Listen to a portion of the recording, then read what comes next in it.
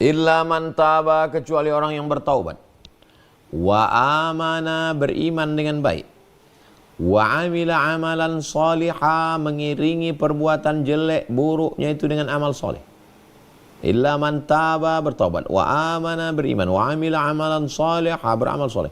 Ulaika, mereka orang-orang yang seperti ini, yubaddilullahu sayyiatihim, diganti Allah hasanat. Yang pernah durhaka kepada ibu, yang pernah durhaka kepada ayah, yang pernah durhaka kepada saudara, yang pernah mengkhianati istri, mengkhianati tetangga, mengkhianati konsumen, mengkhianati customer, mengkhianati jamaah, yang pernah berdusta, berbohong, menipu, taubat, kembalikan hartanya kalau dia dalam bentuk harta, minta maaf.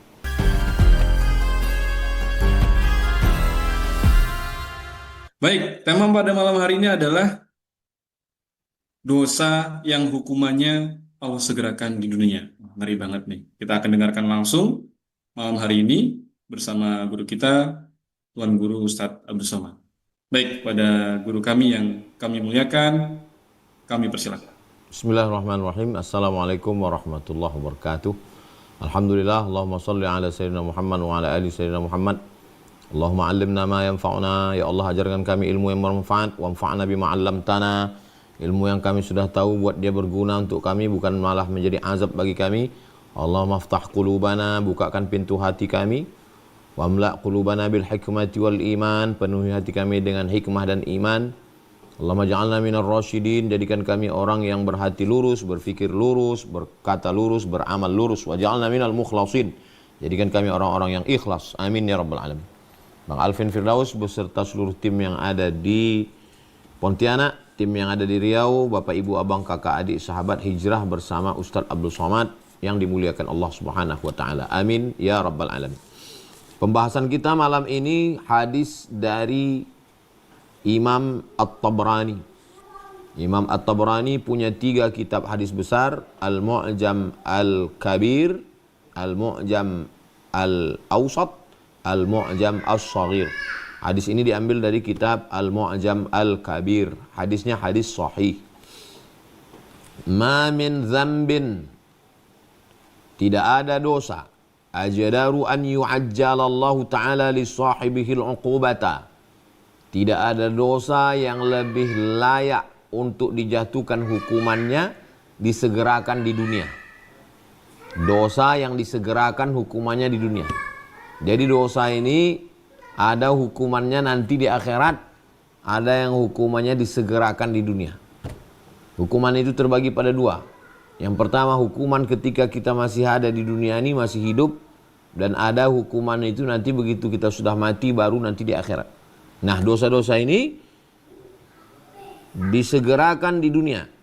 Ma'ama yaddakhiruhu lahu fil akhirah. Dan di akhirat nanti sudah disiapkan Allah.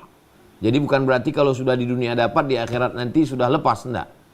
Ma yaddakhiruhu lahu, disimpan Allah, disiapkan untuk dia nanti di akhirat ada lagi. Jadi yang di dunia ini baru dapat muqaddimahnya aja. Nanti kelanjutannya di akhirat dapat azab lagi. Apa saja azab itu? Dalam hadis ini cabangnya 3. Ini batang kayu, namanya batang azab. Cabangnya ada 3, tapi 3 ini punya ranting-ranting. Nah, ini akan kita jelaskan. Yang pertama azabnya, yang pertama perbuatannya adalah qati'atur rahim. Qati'atur rahim, memutus tali silaturahim. Qati'atur rahim, memutus tali silaturahim. Ranting dari yang pertama ini adalah anak kepada ibu. Setiap hari kita mendapatkan potongan berita, entah dari Instagram, entah dari TikTok. Seorang ibu dibawa anaknya belanja ke pasar, selesai belanja anaknya hilang. Seorang ibu ditinggalkan di minimarket, anaknya hilang. Saya melihat dengan mata kepala saya sendiri, seorang ibu dibonceng oleh anaknya laki-laki gagah tegap, diturunkan anaknya di lampu merah. Saya pagi mau ngantar ustazah, saya tengok, barulah menjawab pertanyaan saya selama ini. Kok bisa orang-orang tua ini ada di lampu merah? Kapan mereka bisa jalan kaki? Kemari jam 7 sudah ada standby, rupanya diantar. Ah, ini azabnya. Azabnya ini an yu'ajjilallahu ta'ala li sahibihi al-uqubata fid dunya. Nanti wahai kalian yang menyia-nyiakan ibu kalian, anak kalian juga akan menyia-nyiakan kalian. Kau antar sekarang dia ke lampu merah, kau pun nanti juga akan diantar anakmu. Anakmu sendiri yang akan mengantarmu nanti. Mungkin waktu peristiwa itu terjadi, saya sudah mati, sudah tak ada lagi. Tapi kalian ingat cakap saya ini. Karena yang saya sampaikan ini bukan omongan saya. Hadis Nabi, hadisnya sahih dalam kitab Al-Mu'jam Al-Kabir. Diriwayatkan dari Abu Bakar radhiyallahu an. Dalam kitab Al-Mu'jam Al-Kabir Imam Tabrani. Jadi orang yang menyampai hati begini, putus silaturahim begini, menyiksa orang tua begini, yang mengantarkan ke panti jompo. Oh, nggak bisa Pak Ustadz, rumah saya sempit. Rumah kau sempit, kenapa muat untuk istrimu? Kenapa muat untuk anakmu? Kenapa muat untuk iparmu? Kenapa muat untuk mertuamu? Kenapa untuk emakmu tak muat? Nah, nanti sampai masanya kau akan tua juga. Dan kau akan jadi mertua, dan kau akan jadi orang tua. Kau akan merasakan juga azabnya itu. Bukan kata saya. Yu'ajjilallahu ta'ala li sahibihi al-uqubata fid dunya. Cabang yang pertama adalah kepada ibu. Ibu dulu. Kenapa ibu dulu? Karena ibu mendapatkan 3 baru ayah. Yang kedua kepada ayah. Orang yang membiarkan orang tuanya, entah karena sebab tak tahu kita entah apa sebabnya, lalu kemudian dia pun juga akan merasakan azabnya. Na'udzubillah. Saya punya anak laki-laki. Anak laki-laki kita, tanggung jawab kita di hadapan Allah Subhanahu wa taala. Jadi yang kita pikirkan ini adalah diri kita akan datang. Adapun mereka yang lalu-lalu itu sudah lewat itu sudah. Yang kita pikirkan ini adalah bagaimana kita nanti menjalani hari-hari kita yang sekarang muda, gagah perkasa, lama-lama akan tua, dan setelah itu kita pun akan duduk sendiri.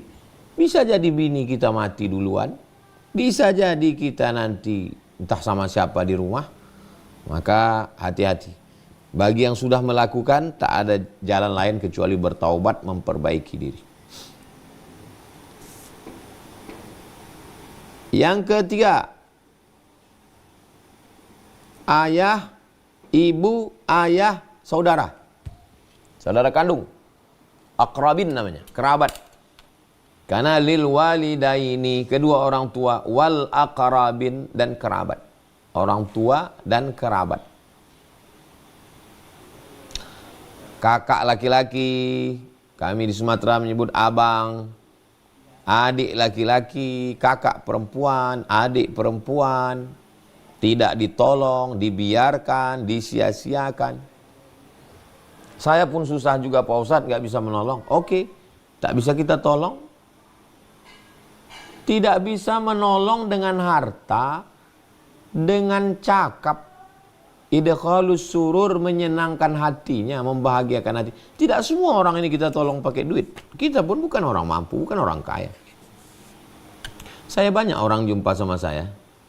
Sebetulnya saya paham, dia ada duit dia. Cuman dia punya masalah hidup. Dia cuman mau cerita. Tak ada kawan dia bercerita. Dia mau cerita. Ya kita dengarkan cerita dia. Begini, begitu, begini. Kita ingat, kalau kita bisa tulis kita catat. Saya selalu kalau orang cerita saya tulis, kan ada note di situ, tulis. Buatkan poin-poinnya. Poin 1 jawabannya ini, poin 2, poin 3. Saya begitu kalau menjawab pertanyaan orang. Saya tangkap apa yang supaya ngomong saya nggak ngalor ngidul. Oh, 1, 2, 3, 4. Selesai dia ngomong, 1 tadi yang kau bilang ini jawabnya. Nomor 2 ini jawabnya. Nomor 3 ini jawabnya. Jadi orang-orang yang membiarkan saudaranya, sampai masanya nanti kita akan berada ramai, tapi kita sepi. Hiruk pikuk kota besar Jakarta, Surabaya, Bandung, Yogyakarta, Medan, Makassar, Sorong. Tapi sampai masanya nanti kita kesepian, kesunyian. Kenapa? Ditinggalkan orang. Gara-gara apa itu? Memutuskan tali silaturahim. Jangan putus tali silaturahim. Karena kita sedang memutuskan hubungan dengan Allah. Man ahaba yubsatulahu fi rizqihi, siapa yang mau lapang rezekinya, wa yunsa'alahu fi asarihi, mau panjang umurnya, falyasil rahimahu, hendaklah dia menyambung tali silaturahim. Saya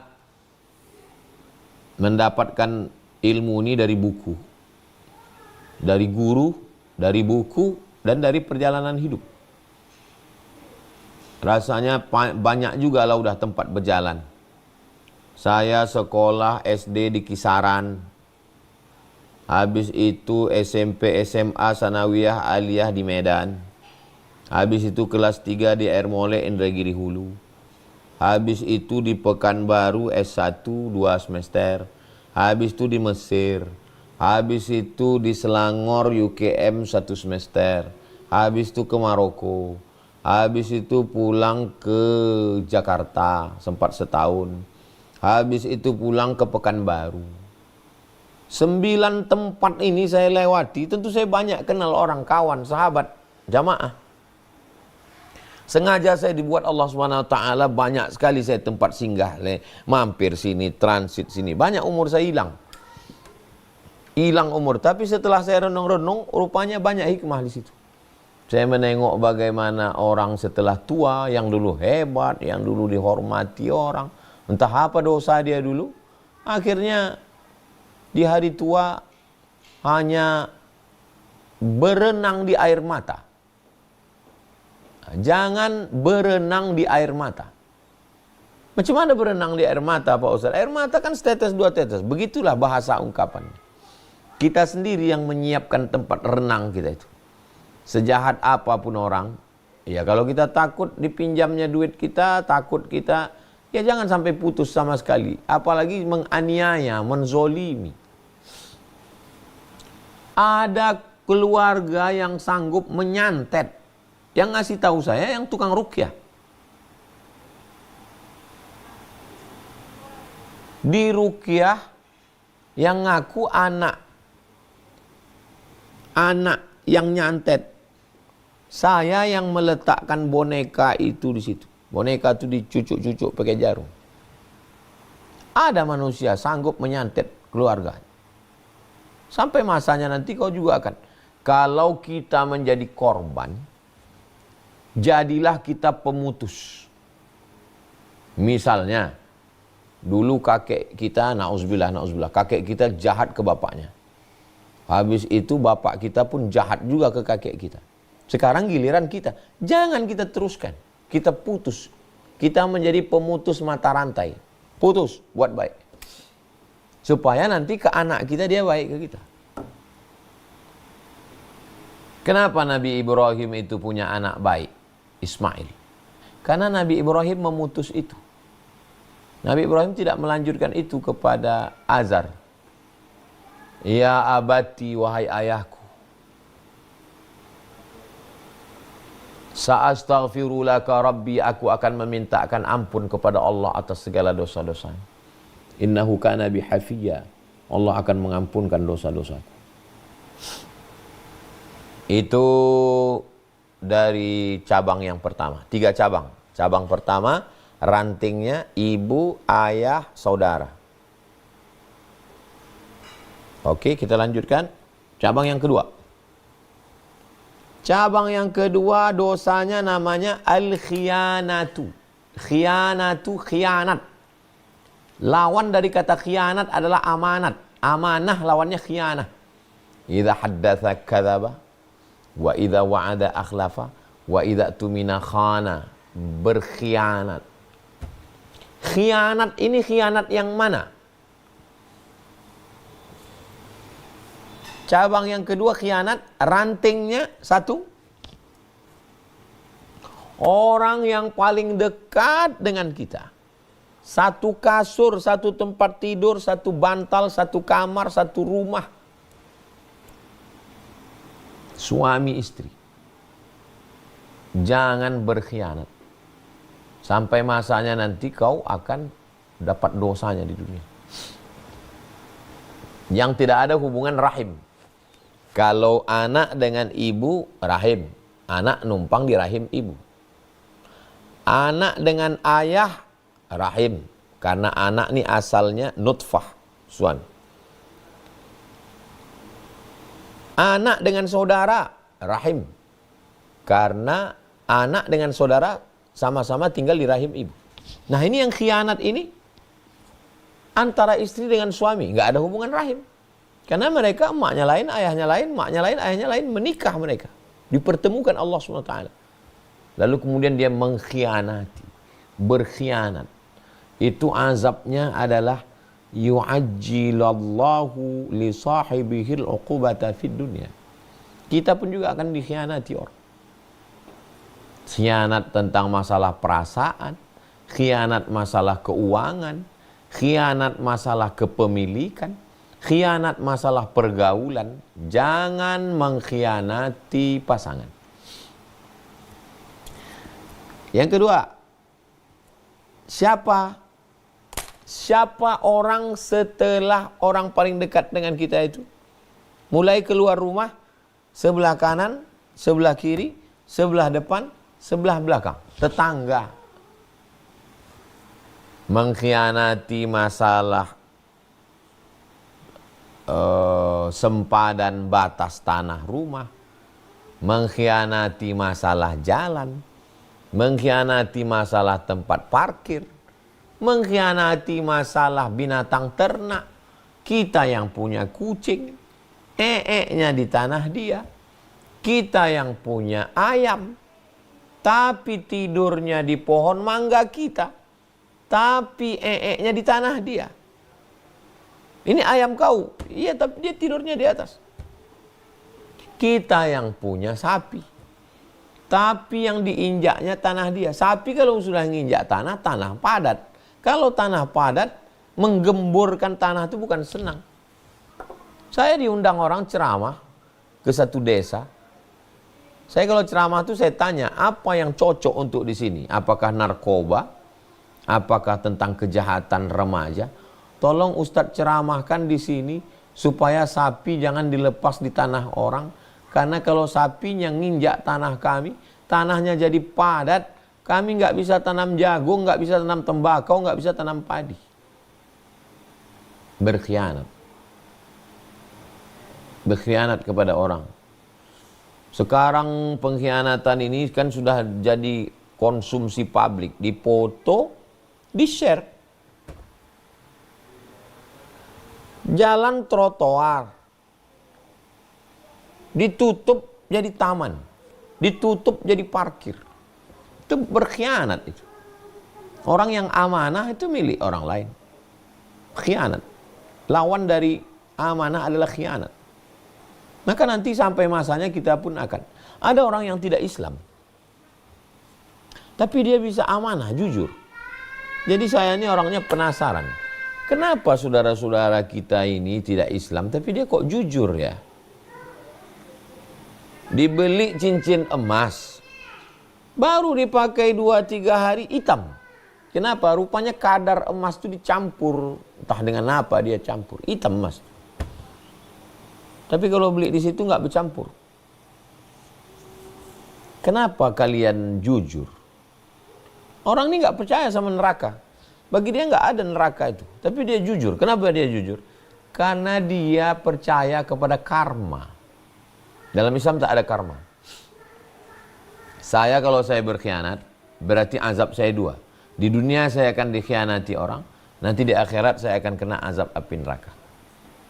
Mereka tidak percaya akhirat. Bagi mereka nggak ada itu neraka, nggak ada. Tapi dia percaya kepada karma. Jadi ruh di badannya ini, nanti kalau dia mati, ruhnya ini kotor, jahat, ruhnya ini nanti akan kena karma. Masuk ke dalam makhluk lain, Bisa jadi makhluk ke manusia juga, tapi manusia yang derajatnya rendah. Bisa juga masuknya ke dalam monyet, bisa masuk ke dalam babi, bisa masuk ke dalam anjing, dia akan disiksa sampai rohnya bersih. Setelah rohnya bersih baru dia bisa menghadap Tuhan. Saya tahunya itu saya cari-cari, saya baca-baca. Kenapa orang ini jujur? Tidak semua, sebagian. Karena di antara mereka pun juga ada yang percaya, ada yang tidak. Kenapa dia jujur? Padahal dia tidak percaya kepada Allah. Ternyata dia yakin bahwa kalau saya nanti buat ini, saya akan kena di dunia. Kalau saya nipu orang, nanti saya kena tipu. Pengkhianatan yang pertama pada orang terdekat. Yang kedua adalah jiran tetangga. Siapa lagi? Yang ketiga, cabang yang kedua khianat. Yang kedua ini punya ranting, istri, suami, jiran, tetangga, depan, belakang, kanan, kiri, atas, bawah. Kalau kita punya usaha bisnis, customer, konsumen. Saya beberapa kali kena. Saya kalau sudah belanja, saya pilih orang yang kira-kira kalau saya beli barangnya, nanti hasilnya itu dia akan berzakat ke Basnas. Kenapa kita tidak beli mainan ini di sana? Ini kalau kita belanja di sini, ini insya Allah dia akan bayar zakat nanti. Kalau di sana orangnya nggak berzakat. Setelah beli mainan mobil-mobilan. Satu untuk Hazik, satu untuk Sami. Nanti rencana pulang mainan. Hidupkan yang pertama. Baru dihidupkan yang pertama, tanggal bannya sebelah. Saya tengok. Rupanya udah retak memang barang itu. Retak tempat ban mobilan itu. Diginikannya aja. Jadi begitu dia nabrak sikit, udah. Yang satu lagi tak jalan. Dalam hati saya ternyata memang beratlah kita mau berbuat baik sesama. Tapi bukan berarti saya tobat mau belanja sama orang Islam, enggak. Saya tetap dengan prinsip saya tak mau, alah Ustaz itu cuma ceramah aja, dia sendiri enggak melaksanakan. Saya mau yang saya ceramahkan itu saya amalkan. Tapi orang-orang berkhianat begini nih, berkhianat kepada pembeli, kepada konsumen. Mencampur cabai busuk, mencampur duku mentah, mencampur mangga berulat. Pengkhianatan. Kita pun juga nanti akan dikhianati orang. Mengulur-ulur bayar hutang. Matlul ghani zulmun. Mampu tapi mengulur. Zalim. Kama tadinu tudan. Sebagaimana kau menzolimi, menganiaya orang, kau pun juga nanti sampai masanya akan dianiaya orang.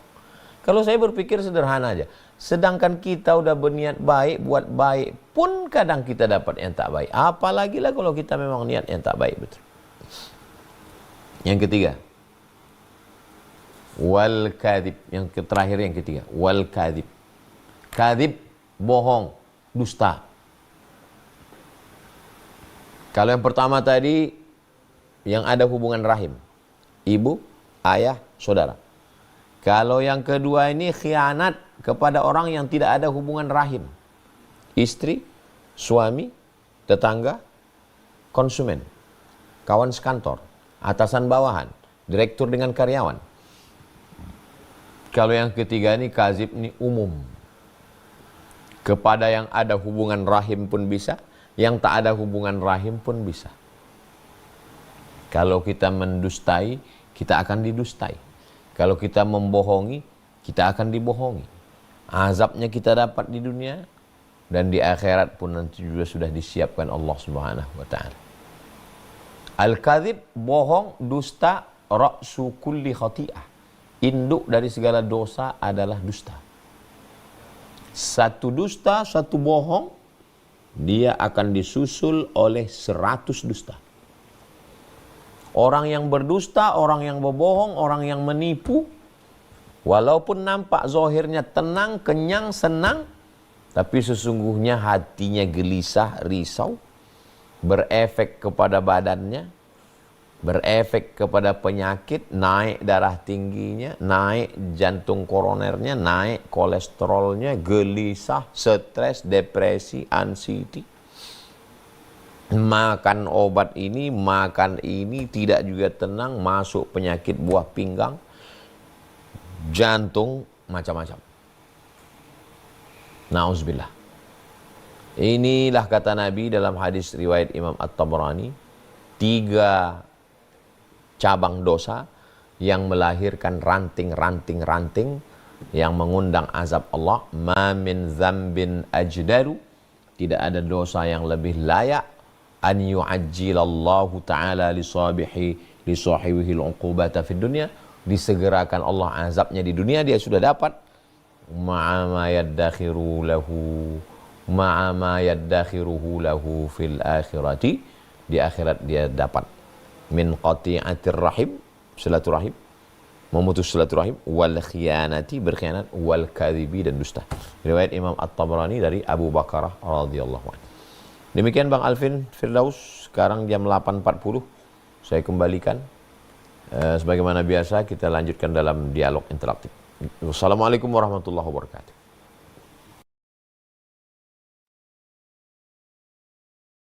Waalaikumsalam warahmatullahi wabarakatuh. Masya Allah. Tabarakallah. Ada 3 dosa Bapak Ibu yang Allah segerakan hukumannya di dunia. Dan di akhirat juga kita akan dapat hukuman juga gitu ya. Ada 3. Yang pertama adalah qati'atur rahim, memutus tali silaturahmi. Tadi ada 3 cabang disampaikan oleh guru kita: memutuskan silaturahmi kepada ibu, memutuskan silaturahmi kepada ayah, dan memutuskan silaturahmi dengan kerabat. Itu sebuah keniscayaan kalau kita sudah qati'atur rahim. Misalnya seorang anak meninggalkan orang tuanya, pasti kelak nanti ketika kita jadi orang tua juga akan ditinggalkan oleh anak. Kemudian yang kedua adalah khianat. Ini khianat ada beberapa cabang, ada 3 juga: berkhianat kepada pasangan, berkhianat kepada tetangga, berkhianat kepada pelanggan, customer, dan lain-lain. Itu juga akan dibalas oleh Allah kontan di dunia. Yang ketiga adalah dosa induk dari segala dosa, yaitu kadzib, dusta. Jika kita berdosa, kita juga akan didustai oleh orang lain. Allah akan langsung balas di dunia. Baik, kita masuk ke sesi tanya jawab Bapak Ibu. Saya akan persilahkan untuk Bapak Ibu yang sudah bergabung di Zoom ini. Ada fitur untuk Bapak Ibu angkat tangan. Silahkan diklik ya tombol angkat tangannya. Atau yang kedua, jika Bapak Ibu tidak paham, bisa di kolom komentar ya, kolom chat untuk bisa bertanya. Untuk yang pertama, saya persilahkan Ibu Yuli dari Mempawah. Nah, yang paling atas nih. Saya persilahkan Ibu, silakan buka mic-nya. Nah, sampaikan pertanyaannya Ibu. Assalamualaikum warahmatullahi wabarakatuh, Ustaz. Waalaikumsalam. Ibu, mohon maaf suaranya agak kecil. Mungkin karena pakai headset ya. Coba Assalamualaikum headsetnya masih kecil. Headsetnya dilepas saja mungkin. Ya, jadi mic-nya pakai mic device-nya langsung, HP atau laptopnya. Bisa tidak? Assalamualaikum warahmatullahi wabarakatuh, Ustaz. Nah, jelas sekarang. Waalaikumsalam. Allah wabarakatuh. Terima kasih atas waktunya. Eh, Mungkin pertanyaan ini agak sedikit di luar dari pembahasan. Ada 2 pertanyaan, Ustadz, yang ingin saya sampaikan. Yang pertama itu tentang berkaitan dengan makanan. Makanan dari hasil, terutama dari sayuran ya. Kalau di daerah kami itu mayoritas kan penduduknya orang Chinese.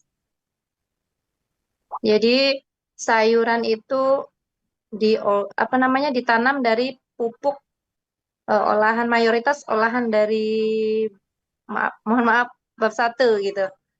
Jadi terus terang selama ini saya ragu gitu. bagaimana cara menyikapi kami? Apakah itu sebenarnya kalau udah diolah dengan tanaman itu udah halal kita makan, sementara kan itu ada percikan-percikan di situ, Ustaz. Karena kami menyaksikan sendiri gitu olahannya itu seperti itu yang pertama. Kemudian yang kedua, eh, mohon maaf, bagaimana sikap kita terhadap pasangan kita jika mengajak untuk taat gitu, gitu Ustaz maksudnya.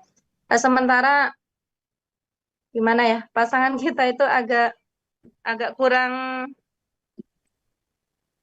kurang respon gitu, terutama untuk ibadah Ustadz. Karena kayak saya sendiri pribadi sebagai istri, kalau kalau saya sendiri hanya berjuang sendiri gitu kan, otomatis lama-kelamaan saya juga nggak ada pegangan, lemah gitu kan. Eh, saya ingin mohon solusinya bagaimana sikap kita supaya mengajak pasangan kita supaya untuk taat, tetapi dengan tidak cara menyinggung perasaannya. Itu aja Ustadz. Terima kasih atas jawabannya. Sekali lagi, Assalamualaikum warahmatullahi wabarakatuh. Waalaikumsalam warahmatullahi wabarakatuh. Tentang sayuran, wortel, kentang, kubis yang dipakai pupuk tai babi, maka memakannya itu halal karena dia sudah bercampur dengan tanah, berproses dari bercampur dengan tanah dengan pupuk, mengalami berbagai proses, akhirnya jadi sayur, jadi wortel, jadi kentang, jadi brokoli dan lain sebagainya. Kalau dikhawatirkan proses terakhirnya itu dia kena kencing, karena kita kalau kena bukan cuman kulit, kena air kencing, kena kotoran, disamak. Jadi waktu mencucinya itu, ambil botol, masukkan tanah, disiram sekali pakai air tanah, baru 6 kali pakai air biasa. Siram pakai air tanah, habis itu 6 kali pakai air biasa. Begitu juga kalau kita mengontrak rumah atau beli rumah yang bekas anjing di situ. Siram pakai air tanah, siramkan. Habis itu baru dibilas pakai air biasa. Begitu juga dengan saudara-saudara kita yang kerja di Hong Kong, di Bangkok, di Taiwan, yang kebetulan dia di tempat cuci babi. Tak terelakkan lagi, memang udah itulah kontrak kerja untuk cari nafkah.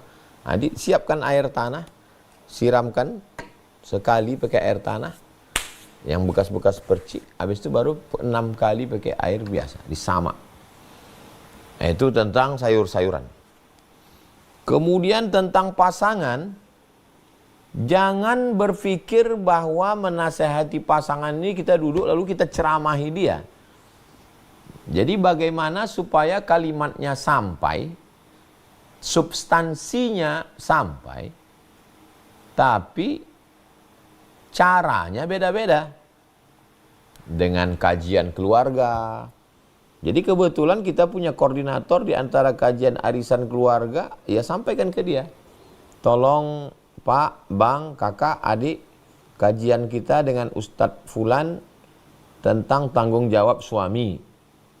Nah, jadi tadi Ustadznya ngomong ceramah tentang tanggung jawab suami. Grup, ada grup keluarga. Tolong sharekan video ini. Kalau kita yang ngirim, kayaknya kelihatan kali. Jadi kesadaran yang nggak nambah, tersinggungnya yang nambah. Nah, itu yang kita nggak mau. Substansinya nggak dapat, kelainya dapat. Nah, bagaimana dengan orang lain? Ini kayaknya ada potongan ceramah Ustadz Somad ini potong, tapi kamu yang ngirim. Nah, dikirimkan ke grup. Arisan keluarga, grup. Dia lingkungannya, circle-nya itu kan 3. Pertama di rumah, kedua di keluarga, ketiga di tempat kerja. Tempat kerja dia kan punya kawan. Mustahil di situ jahat semua. Kata orang komunitas moge ini jahat. Nakal, mabuk, perempuan, narkoba. Ada juga di situ yang baik-baik. Itu kawan-kawan kita yang touring-touring itu baik-baik. Ini Ustadz memang orang moge tapi bukan anak malam. Ini anak tidur cepat. Jam 9, jam 10 udah pulang. Tidur di rumah. Enggak minum khamar. Nah, kawan yang baik ini dikontak untuk menyampaikan pesan-pesannya. Melalui keluarga, melalui arisan, melalui komunitas, melalui grup-grup, melalui doa. Doa di waktu malam. Kenapa Allah buat kita susah? Supaya kita punya waktu untuk bermunajat di tengah malam. Supaya kita nangis.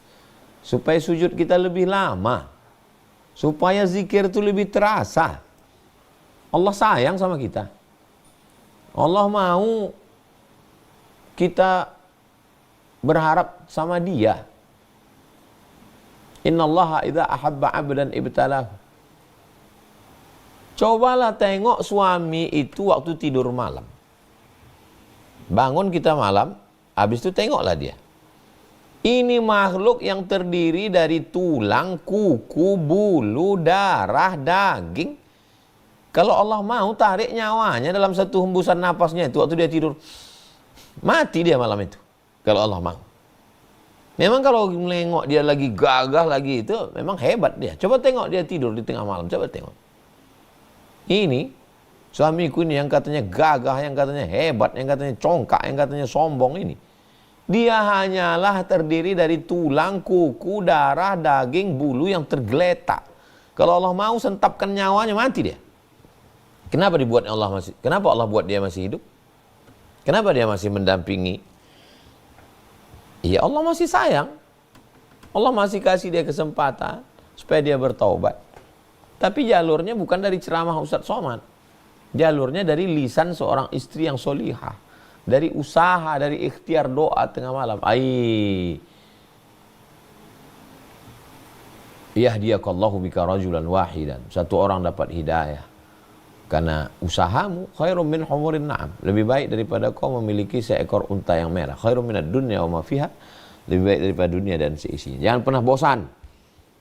Bagi suami ke istri yang belum hijrah, yang belum taubat, yang belum mau pakai jilbab, istri ke suami yang belum mau berhenti pakai narkoba, yang masih selingkuh, yang masih nakal, yang masih jahat.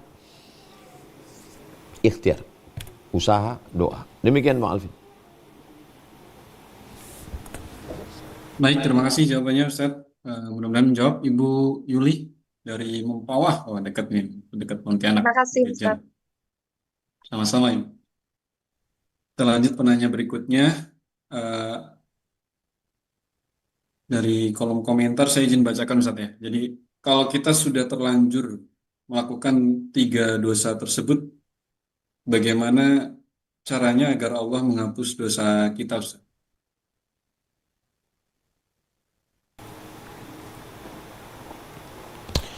Illa man taba, kecuali orang yang bertaubat. Wa amana, beriman dengan baik.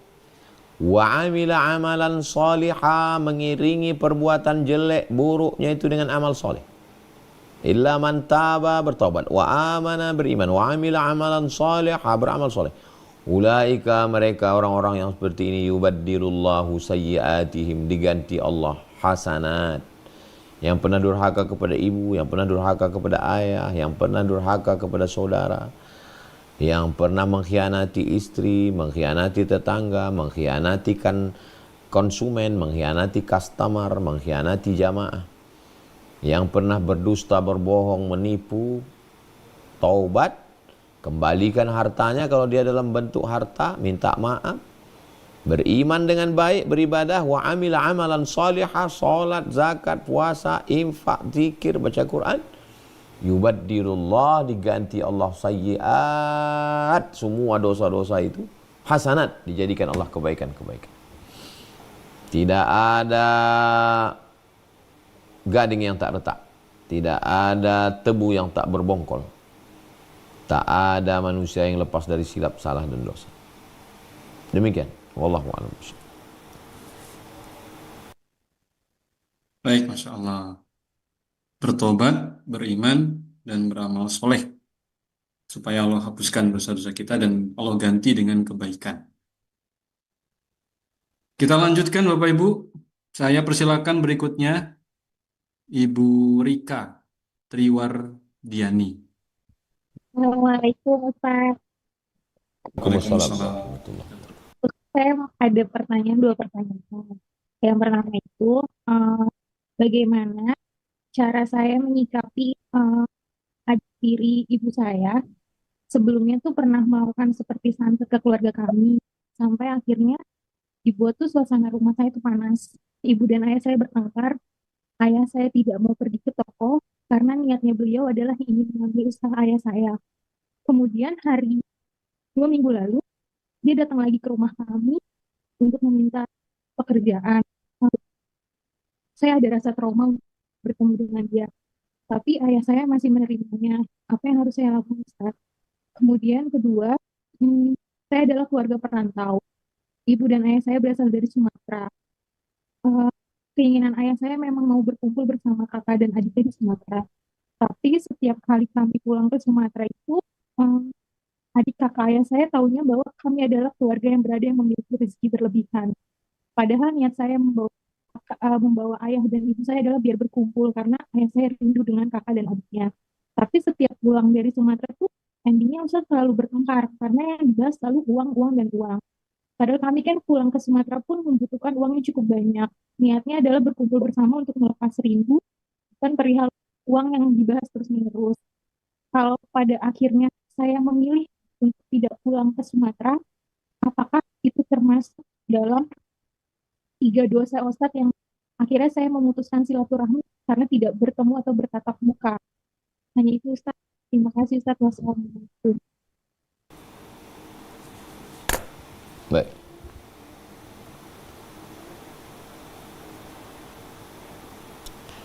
Permasalahan itu secara umum ada dua. Pertama terkait masalah hukum, masalah uang, masalah benda, masalah tanah, masalah ruku. Yang kedua masalah perasaan. Yang terkait masalah hukum, selesaikan dengan hukum. Jangan yang masalah hukum dibawa ke perasaan. Ustaz Somad, saya ditipu. Ya udah, ikhlaskan aja. Ini nggak nyambung. Kalau dia terkait masalah hukum, masalah harta, masalah duit, selesaikan dengan hukum. Tapi kalau dia terkait masalah tata krama, ngomongnya kasar. Nah, jadi tolong klasifikasikan dulu.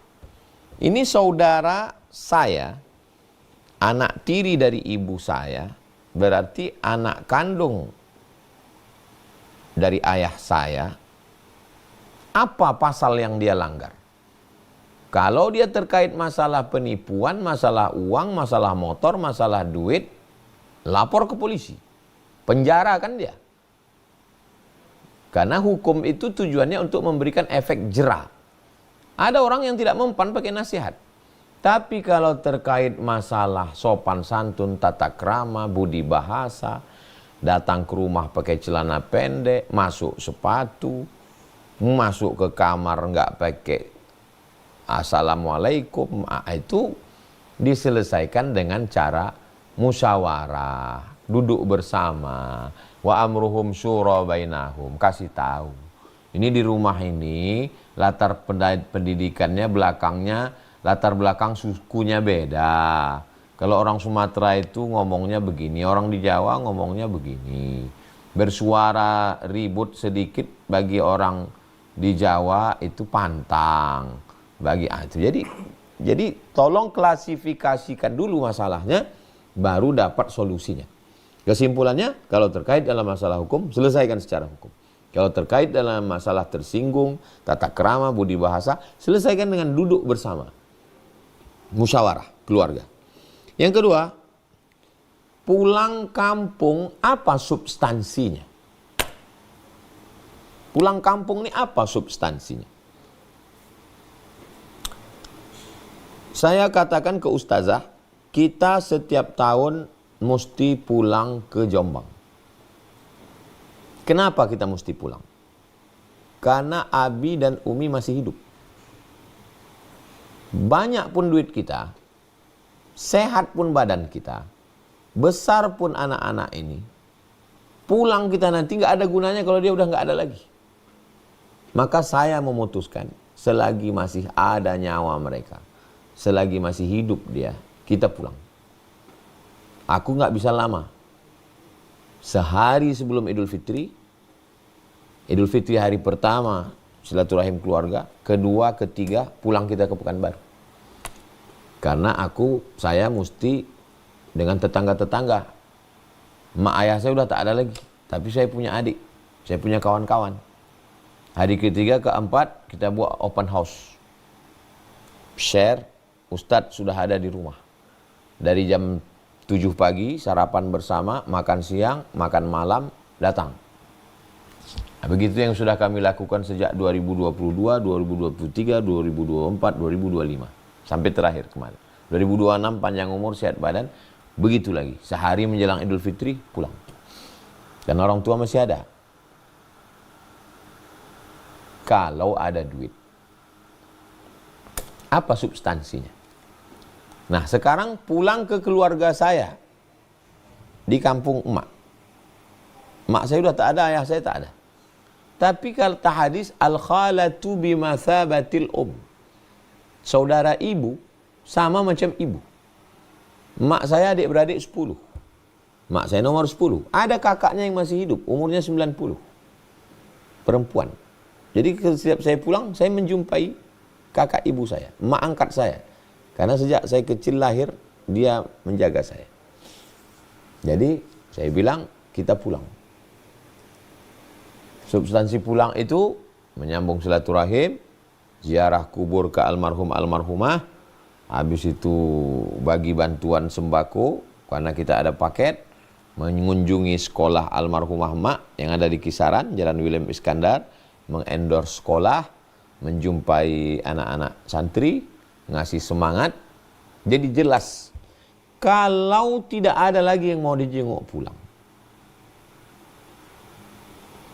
Orang tua sudah meninggal, keluarga dari orang tua pun sudah tak ada, hanya saudara-saudara, sepupu-sepupu jauh. Cukup say hello, apa kabar? Kirim kain sarung dari jauh, kirim kue. Jadi tolong saya kalau mengambil satu keputusan, ambil kertas, garis tengah. Positif, negatif. Kalau pulang nih positifnya apa? Apakah bertemu ayah, ibu, nenek, datuk? Tidak. Cuman sepupu-sepupu jauh. Say hello cukup. Selamat Hari Raya Idul Fitri. Mohon maaf zahir dan batin. Taqabbalallahu minna wa minkum sholihan amal. Karena kalau kita pulang, disangka orang pulang ke Sumatera ini dari jauh duit banyak. Itu ini segala macam. Mau tak dikasih, mau dikasih, tak ada duit. Mau dikasih, tak ada. Mau tak dikasih, jadi fitnah. Kira-kira mudaratnya lebih besar pulang atau tidak? Kalau mudaratnya lebih besar, darul mafasid muqaddam ala jalbil masalih. Menolak mudarat lebih dikedepankan daripada mengambil manfaat. Kalau pulang manfaatnya ketemu, say hello, ketawa. Tapi mudaratnya apa? Jadi pikirkan, catat. Sahibud dar a'lamu bidarihi. Yang punya rumah lebih tahu tentang isi rumahnya. Saya hanya menjawab secara umum. Saya hanya memberikan rumusan, jurus. Terapkanlah ini di tengah keluarga masing-masing. Demikian, wallahu a'lam bishawab. Baik, terima kasih Ustaz atas jawabannya. Ibu Rika mudah-mudahan menjawab pertanyaannya ya. Saya persilahkan selanjutnya Ibu Susi Ambar.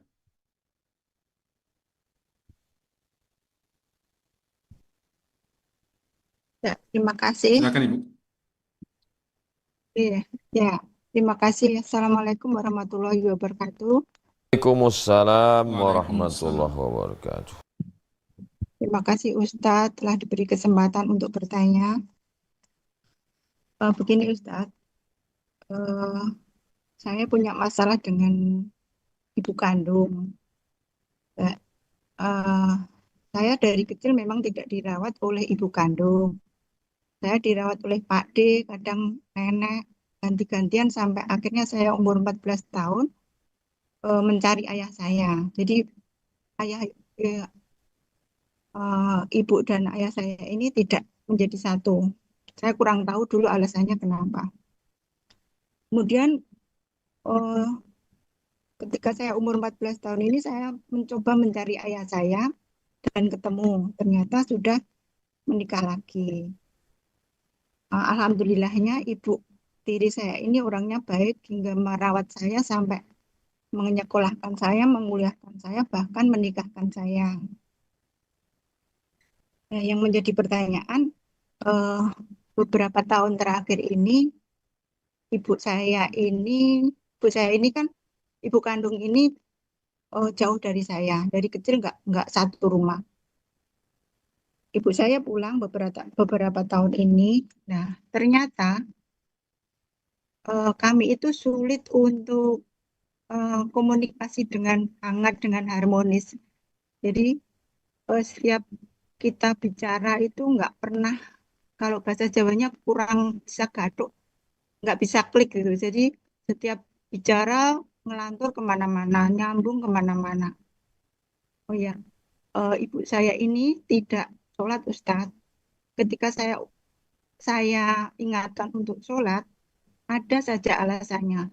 Sampai kemana-mana, sampai kadang nyinyir sama orang sholat gitu. Sholat jengkang-jengking bahasa Jawanya. eh, Juga nggak baik gitu katanya. Maksudnya menyindir orang sholat itu pun eh, belum tentu baik seperti itu. Nah, selama ini beberapa tahun ini saya menjaga diri supaya eh, bukannya saya memutuskan komunikasi dengan orang tua, cuman saya ini eh, sementara saya mengambil keputusan berbicara seperlunya saja seperti itu. Terus, apakah eh, ini sikap saya ini bagaimana menurut hukum Islam? Saya juga tidak mau ada azab ataupun dianggap sebagai anak durhaka seperti itu, Ustaz.